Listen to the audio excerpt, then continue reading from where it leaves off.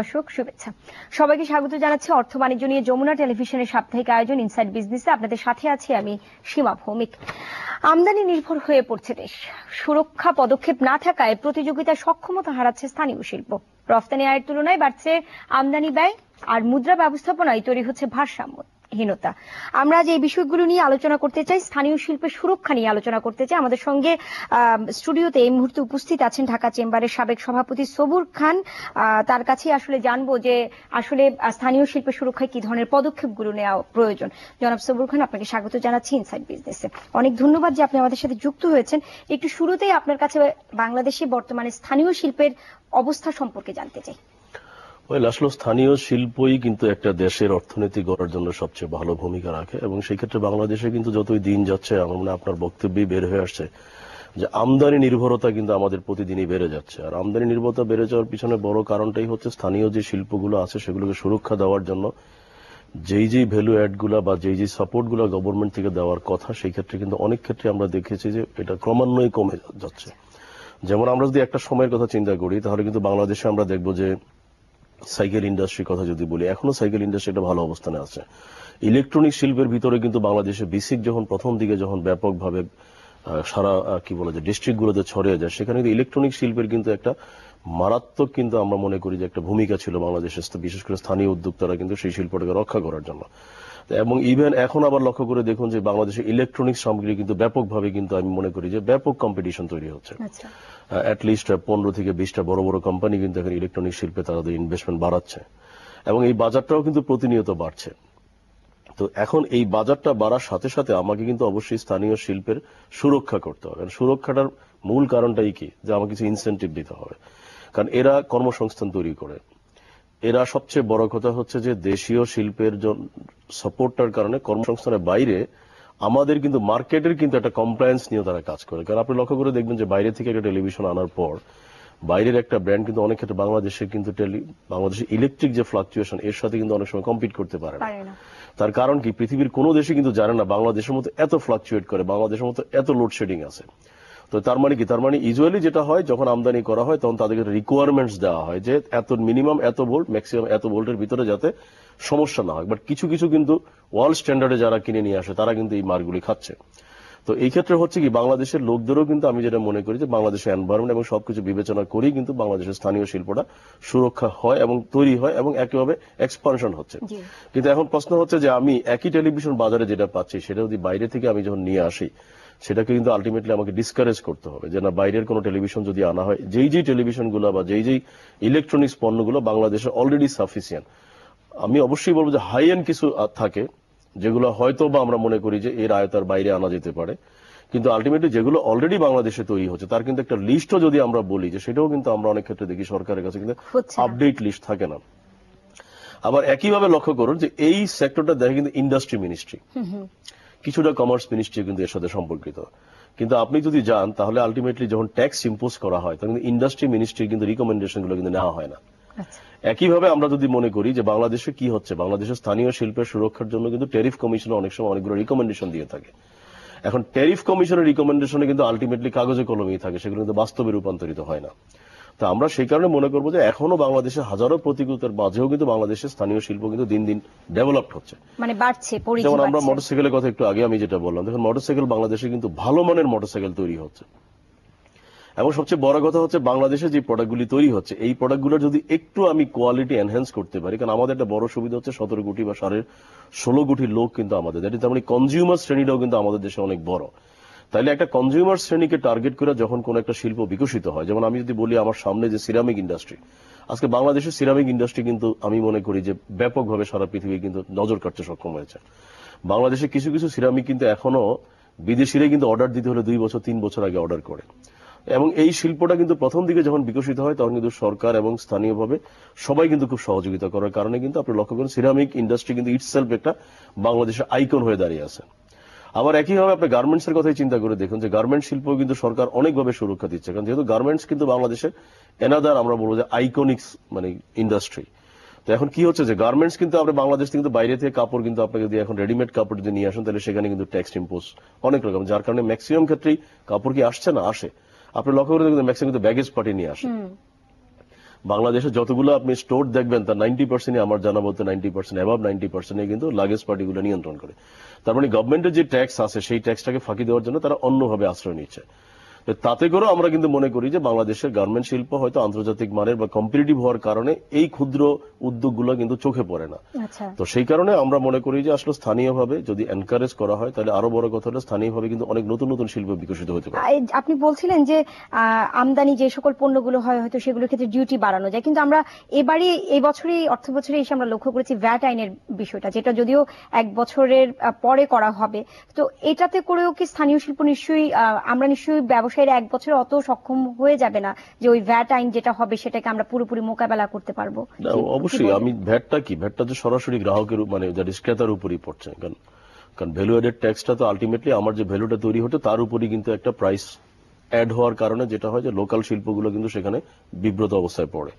আবার পাশাপাশি আরেকটা ব্যাপার হচ্ছে আমাদের দেশের টোটাল সিস্টেমটা কিন্তু এখনো রিয়েল অর্থে কম্পিউটারাইজ বা সিস্টেমেটিক না। গুড গভর্নেন্সের অভাবে যেটা হয় যে অনেক ক্ষেত্রেই দেখা যাচ্ছে যে আসলে এমন কিছু প্রোডাক্ট বাইরে থেকে নিয়ে আসছে, আমদানি করে নিয়ে আসছে, যেগুলো কিন্তু এখনো কন্ট্রাক্টের মাধ্যমে যেই ট্যাক্সটা ইম্পোজ করার কথা তার থেকে দেখা গেল 1/3 ট্যাক্স দিয়ে তারা বের করে নিয়ে আসছে। এখন আমি যদি বলি যে বাংলাদেশের যে শিল্পগুলো তৈরি হয় এগুলো কোনোভাবে কোনো মাধ্যমে কিন্তু বাজারে আসতে পারবে না। এবং আমাদের দেশে আমি যদি বলি যে এই বাজারে এই প্রোডাক্টগুলো বিক্রি হয় সেই প্রোডাক্টও কিন্তু আমি যদি বলি প্রপার মনিটরিং নাই। প্রপার মনিটরিং না থাকার কারণে কি হচ্ছে, আপনি অনেক ক্ষেত্রে দেখবেন যে বাংলাদেশের লোকাল শিল্পের কম্পিট করার মতো যেই প্রোডাক্টগুলো সেই প্রোডাক্টগুলো কিন্তু ট্যাক্স ইম্পোজ করার পরও তারা কিন্তু কোনো না কোনো ভাবে আন্ডারকাট করে নিয়ে আসছে। আমরা কি তাহলে কি বিদেশি প্রোডাক্ট গুলাকে একটু এনকারেজ করছি এরকম? এটা তো আমাদের বাংলাদেশের আমার মনে হয় যে বলার অপেক্ষা রাখে না। বাংলাদেশ কিন্তু সারা পৃথিবীতেই একটা কি বলে যে বাংলাদেশকে অনেক সময় কিন্তু অনেকে কৌতুক করি বলে, আমরা যদি ভারতীয়দের কথাই বলি তারাই কিন্তু অনেক সময় কৌতুক এবং বলা হচ্ছে যে এটা যদি হয় ইন্ডিয়া কিংবা চীনের পণ্য বাংলাদেশে আরো বেশি ঢুকবে। খুব স্বাভাবিক, কারণ আপনি দেখেন ভারতের দিকে লক্ষ্য করুন, ভারতের একটা বড় ইন্ডাস্ট্রি ডেভেলপমেন্টের পিছনে, রেভলিউশনের পিছনে বড় কারণটাই হচ্ছে তারা সমস্ত কিছু, তারা এইচপি, কম্প্যাক্ট, যত দুনিয়ার যত বড় বড় ইভেন গাড়ির শিল্প, টয়োটা, সুজুকি, সবাই যখন বড় বড় গাড়ি ছিল তাদের কিন্তু একটা রেস্ট্রিকশন ছিল, তুমি আমার দেশে আসো, আমার দেশে প্রোডাকশন করো, আমার দেশে ইকোনমিতে কন্ট্রিবিউট করো, আমার দেশের লোকজনের কর্মসংস্থানের বন্দোবস্ত করো। এখন কি হচ্ছে, আজকে ভারতের গাড়ি শিল্প কিন্তু নিজস্ব একটা স্ট্যাটাসে দাঁড়িয়ে যাচ্ছে। এবং আপনি লক্ষ্য করেন যে আমাদের বাংলাদেশে যদি আমরা গাড়ি শিল্পের কথা বলি সেটাও কিন্তু সেখানে আমরা দেখবো যে এখন কিন্তু ভারতীয় গাড়ির কিন্তু আধিক্য বেড়েছে। কারণ কি, তার মানে ভারতীয় গাড়িরও কিন্তু দিনে দিনে কোয়ালিটি কিন্তু ডেভেলপ হচ্ছে। একটা সময় কিন্তু আমরা খুব নেগেটিভলি দেখতাম যে ভারতীয় গাড়ির কোয়ালিটি খুবই খারাপ, কিন্তু এখন কিন্তু দেখা যাচ্ছে ভারতীয় গাড়ি কোয়ালিটি কিন্তু আগের সেই অবস্থানে এখনো নেই, অনেকটাই ডেভেলপ হয়েছে। তো এই ক্ষেত্রে আমরা আমাদের সরকার কেন আসলে দিচ্ছে না, উদ্যোক্তাদের এখানে কেন এনকারেজ করছে? এখানে আমার কাছে যেটা বা আমরা যেটা ব্যবসায়ীরা যেটা সবসময় দেখি, আমাদের কিন্তু আসলে একটা ইন্টিগ্রেটেড সিস্টেম বা সমন্বয় যেটা আমরা বলি এটা নাই। কারণ সমন্বয় না থাকার কারণে আসলে ব্যাপার হচ্ছে যে কোনটা আমার ইম্পোজ করতে হবে। যেমন এখন আমি যদি বলি যে এনবিআর কিন্তু বাজেট নির্ধারণ করে, দ্যাট ইজ ট্যাক্স নির্ধারণ করে, পলিসিটা নির্ধারণ কে করে, সেটাও তো এনবিআর করে। তা আমি একইভাবে পলিসি নির্ধারণ করছি, একইভাবে আমি ট্যাক্স ইম্পোজ করছি, আবার আরেকটা ভাবে কি হচ্ছে, হঠাৎ করে জানা নাই কথা নাই আপনি একটা এসআরও ইম্পোজ করে দেওয়া হলো। এখন একটা এসআরও যখন ইম্পোজ করা হয়, এবং আরেকটা ব্যাপার লক্ষ্য করবেন যে এনবিআর এর কিন্তু সমন্বয় না থাকার কারণে কি হচ্ছে, এনবিআরও কিন্তু প্রেসারে থাকে, এনবিআর প্রেসার থাকে রাষ্ট্রের প্রেসারে। কারণ এনবিআর যখন বলা হয় যে তোমাকে এই আগামী 3 মাস বা 6 মাসে এই পরিমাণ টাকা আদায় করতে হবে, তখন তার কিন্তু মাথা ঠিক থাকে না, তখনই সে ইম্পোজ করে নতুন নতুন পদ্ধতিগুলি ইম্পোজ করে, এসআরও উপর ইম্পোজ করে। এবং অনেক সময় আপনি লক্ষ্য করবেন যে বাংলাদেশে যখন বাজেটটা প্রণয়ন করা হয়, পৃথিবীর কোনো দেশে কিন্তু এই সিস্টেম নাই। কারণ আমি একটু আগেই যেটা বললাম যে সিরামিক ইন্ডাস্ট্রি যারা ডেভেলপ করেছে তারা কিন্তু বাংলাদেশ সরকারের নীতিকে সাপোর্ট করেই কিন্তু ইন্ডাস্ট্রিটা ডেভেলপ হয়েছে। এখন হঠাৎ করে দেখা গেল যে পরবর্তী বাজেটে বা কামিং বাজেটে এটার উপরে এমন কিছু ট্যাক্স ইম্পোজ করা হলো যে যারা এই শিল্পটা নিয়ে শুরু করেছে তারা কিন্তু মানসিকভাবে প্রস্তুত থাকে না। তখন কিন্তু তাদের ভিতরে একটা কিন্তু আলটিমেটলি হতোদ্যম বা তারা যেটা হতাশ হওয়ার কারণে কিন্তু দেখা গেল যে ওই শিল্পটা তাদের যে পরিকল্পনা ছিল সেই অনুযায়ী কিন্তু বিকশিত হতে পারে না। এই বিষয়গুলো নিয়ে কিন্তু বহুবার আলোচনা হয়েছে, এবং সবচেয়ে বড় কথা হচ্ছে যে আপনি নিজেই একটু আগে বললেন যে এসআরওটা জারি করার ঠিক ওই মুহূর্তেই কিন্তু সেটা ইম্পোজ করতে চলে যায়। এখন যে কোনো ব্যবসা যেই পরিচালনা করুক তার তো একটা প্ল্যানিং নিয়ে ব্যবসাটা পরিচালনা করছে, এবং তার কিন্তু মার্কেটে যাওয়ার জন্য বা মার্কেটে কাস্টমারদেরকে এন্ডে তার প্রাইসিংটা কত হবে।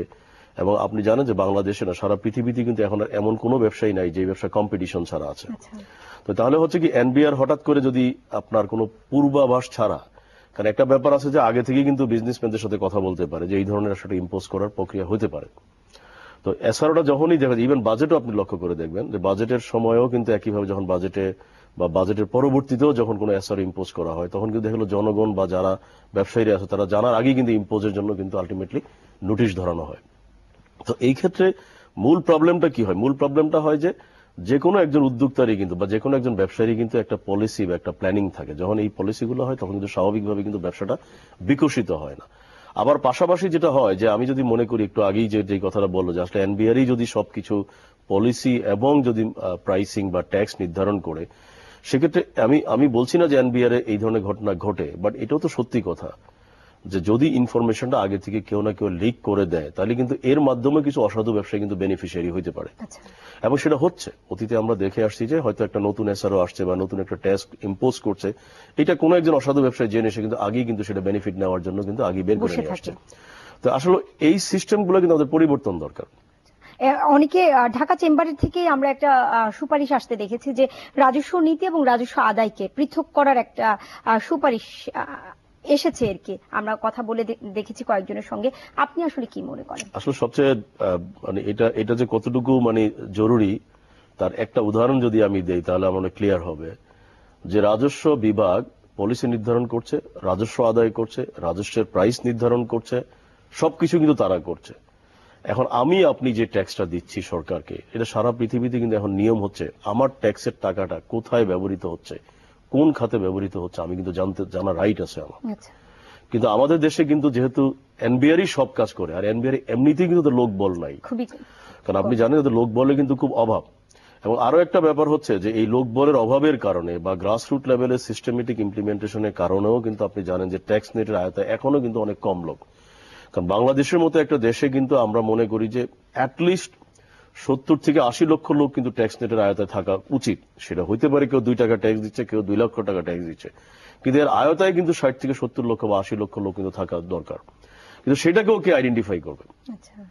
এখন যদি এখানে যদি আসলে এই সংস্থাগুলো যদি আলাদা থাকতো, যেমন পলিসিটা নির্ধারণ করছে একটা ডিপার্টমেন্ট, ট্যাক্স আদায় করছে এনবিআর, কিন্তু ট্যাক্সের যে নির্ধারণটা যে কোথাটা কতটুকু প্রাইসটা হবে, যেমন ট্যারিফ কমিশনের যে দায়িত্বটা ছিল, সে যদি ট্যারিফ কমিশন যদি যথার্থভাবে এই দায়িত্বটা পালন করতো তাহলে আলটিমেটলি কি হতো? এখন যেমন আপনি তাহলে 3টা ডিপার্টমেন্ট 3 ধরনের দায়িত্ব থাকার পর আরেকটা ডিপার্টমেন্ট কিন্তু টাকাগুলি কোথায় যাচ্ছে।